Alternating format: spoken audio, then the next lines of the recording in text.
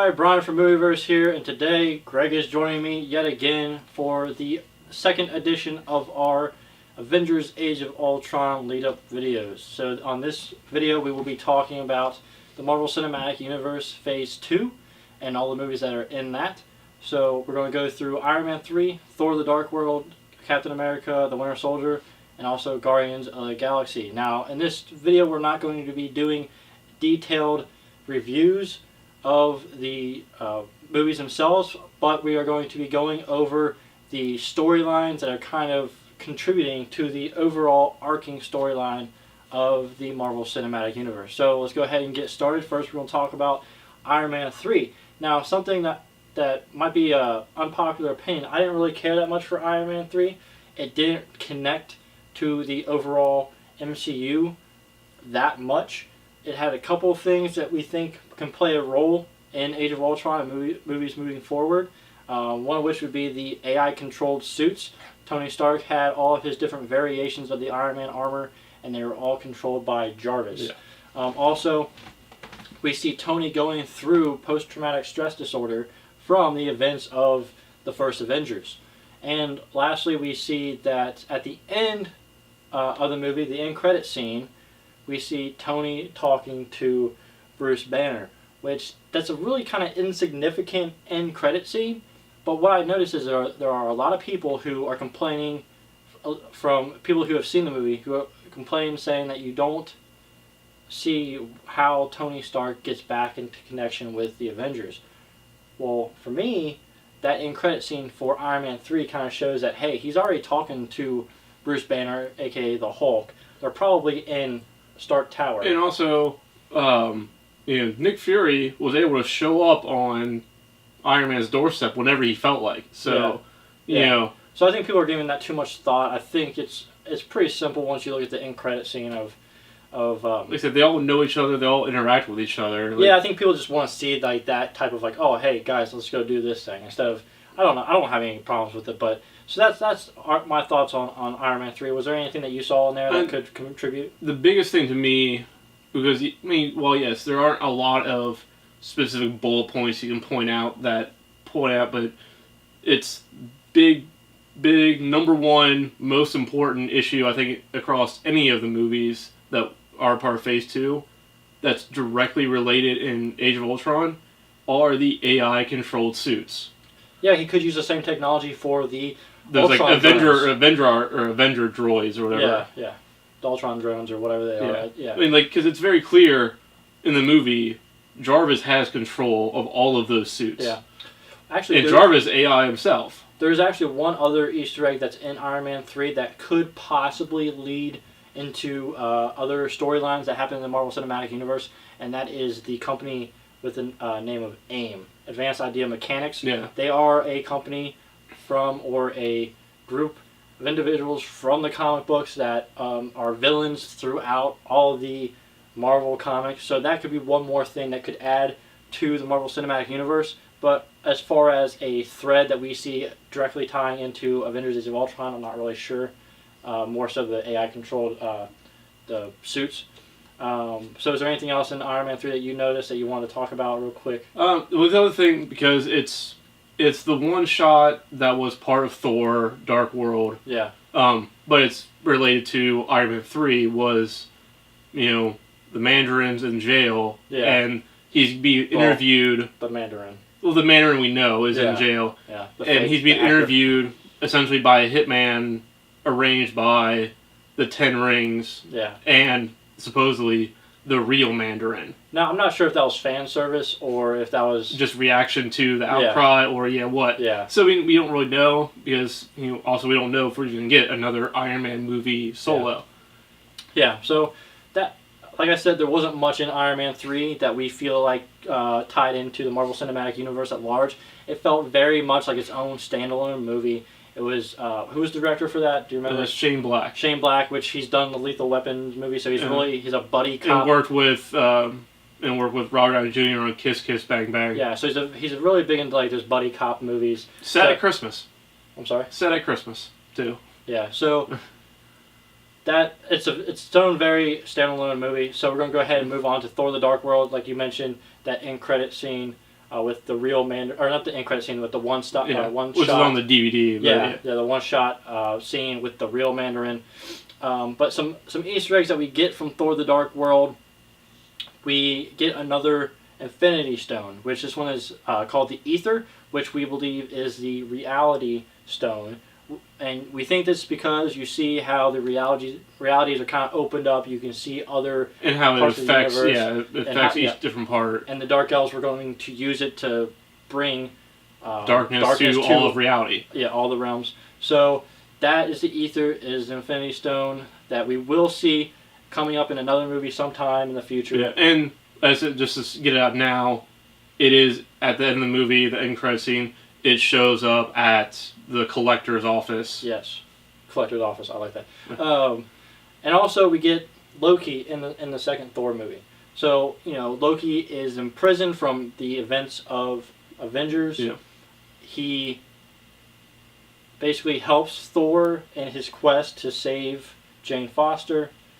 And then at the end of the movie, spoiler alert, we see that Loki is now on the throne of Asgard. So pretending to be Odin. Yeah, pretending to be Odin. So there's two ideas that could go along with this. Either one, Loki is trying to work for Thanos, and now he has access to Odin's vault. Which is both the Tesseract and the Infinity Gauntlet itself. Yes.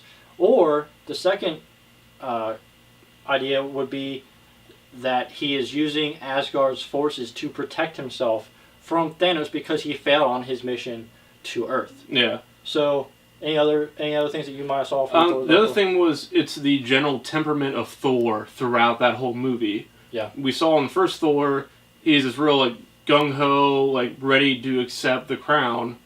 Yet in the second movie, he's he does very much taken a more of a protector role than necessarily.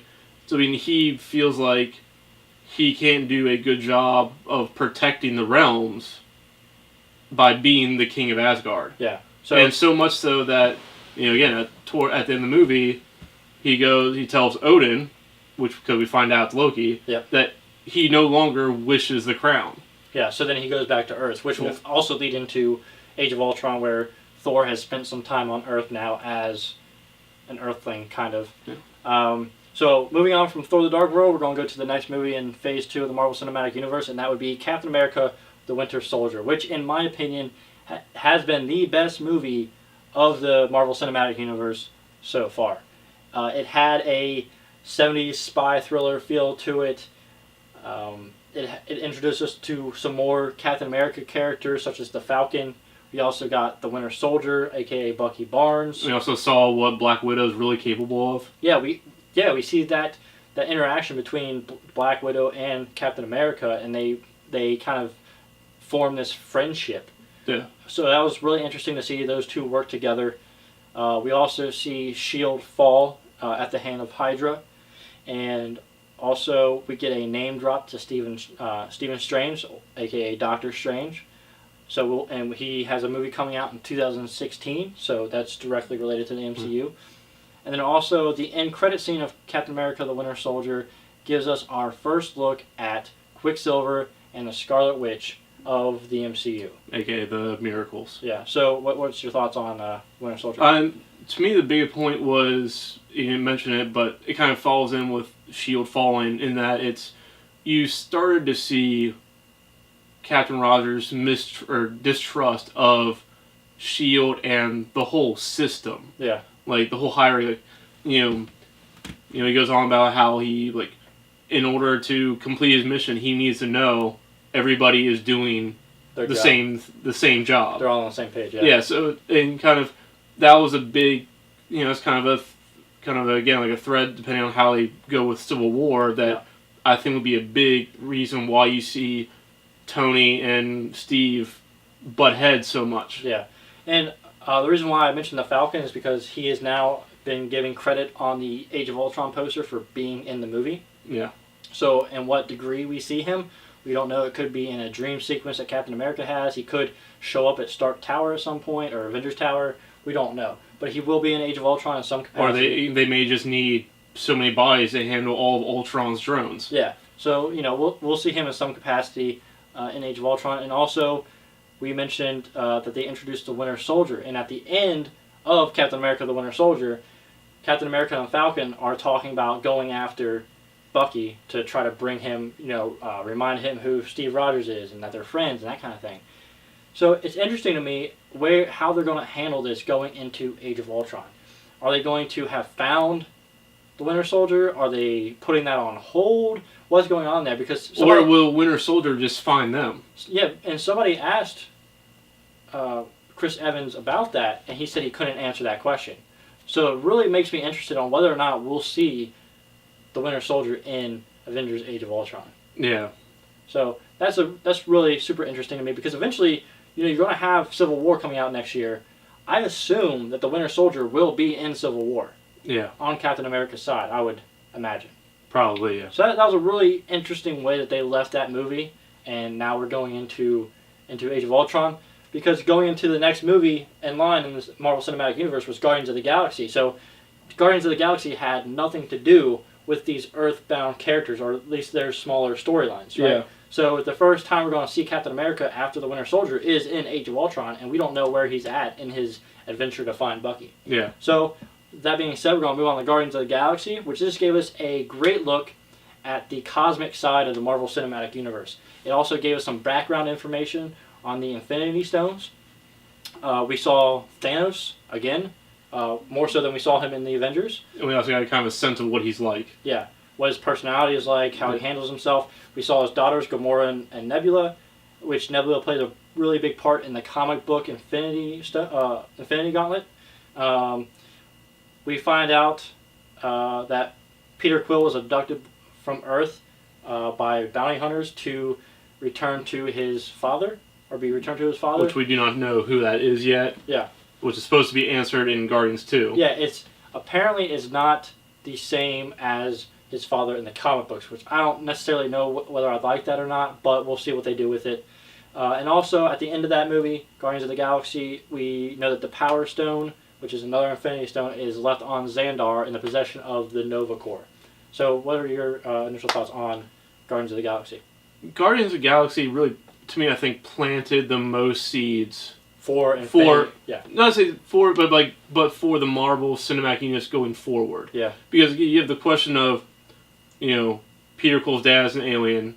Who is he? Yeah. That's a movie unto itself. Then there's it could almost be viewed as a throwaway line, but when Nebula attacks Gamora, leaving nowhere, she says to Gamora, of all of Thanos' children, I hated you the least.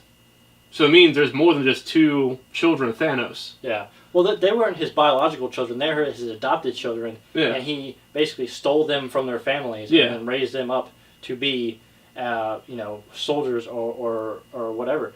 I think that it plants... I agree with you that it plants the most seeds for the MCU going forward, but I feel like it plants the most seeds going into Infinity War, because it gives us that background information on the Infinity Stones and what their power's like, and all that kind of thing. So it really kind of lends itself to leading up to Infinity War, because it opens us up to the cosmic realm of the Marvel Cinematic Universe, where there's a lot of characters that can come in. And also, too, the other thing, because we get the thing that Peter Quill was abducted from Earth. Yeah. So also we get the information that all these characters in the corner of the galaxy where Guardians of the Galaxy takes place do have the ability to go to Earth.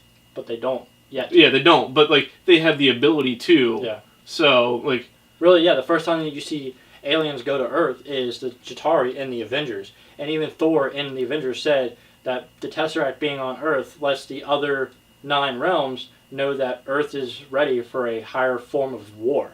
Mm-hmm. And so that kind of, makes you realize, oh yeah, Infinity War, maybe does Thanos come to Earth or what? Because in the Infinity Gauntlet storyline, Thanos never comes to Earth. They go to Thanos. Yeah. So I'm wondering if Thanos will come to Earth or they'll send the Avengers out in space. I feel like Thanos will probably come to Earth. Yeah. I think it'd be more relatable for the general movie audience if he came to Earth. But that's just my opinion. Yeah, and it doesn't know... also another throwaway line, Avengers 1, or Iron Man 1, Jarvis makes a little quip about, if you want your suit to go in space, we're going to make these modifications. Yeah. So other than that, there's been no indication that these Avengers, like the Earth's heroes, like would ever actually leave Earth. Yeah, and to go back to like the cosmic realm of the MCU, we have characters such as Captain Marvel, who's very much she's from Earth, but her adventures are very much in the cosmic realm. Yeah. So going to the galaxy really opened that door for us, and even more so than just the cosmic realm, it also opened the door for us for some very strange characters and some strange storytelling, because you have a talking raccoon, you have a walking tree, and all these other things, and it kind of opens up movies like Doctor Strange, where you have like the, this very magical, mystical type of. Also we see like all these like weird characters in the Collector's office. Again, like you had the Cosmo, the space dog, Beta Ray Bill, which is another character who wielded Mjolnir. Yeah, and then like you also saw like supposedly the cocoon of Adam Warlock. It wasn't supposedly, it is. I'm sticking by that. He is out there somewhere right now, gathering people up to face Thanos. And then also again, James Gunn did it as a joke, but also you see Howard the Duck in the Collector's collection. Yeah. I'm not saying like he's better not doing anything. I'm not saying that there's gonna be a Howard the Duck movie or anything like that. But I'm saying like yes, you're right. There are all these odd characters. Maybe they will make a Howard the Duck movie, and it will be rated R comedy for Marvel Cinematic Universe. Yeah. Calling it now? No, I'm just kidding. But yeah. Hey, George Lucas said there should be. Yeah, so that is the Marvel Cinematic Universe Phase 2 as we know it right now.